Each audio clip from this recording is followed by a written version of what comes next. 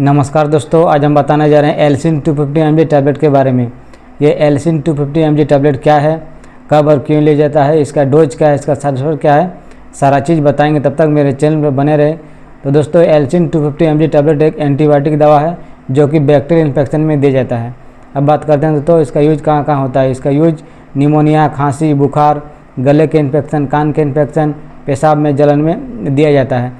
अब बात करते हैं दोस्तों इसका डोज के बारे में। इसका डोज है दोस्तों 1 टैबलेट ओडी, यानी दिन में एक बार लिया जाता है। अब बात करते हैं इसके साइड इफेक्ट के बारे में। नोसिया रह सकता है, एलर्जी रह सकता है।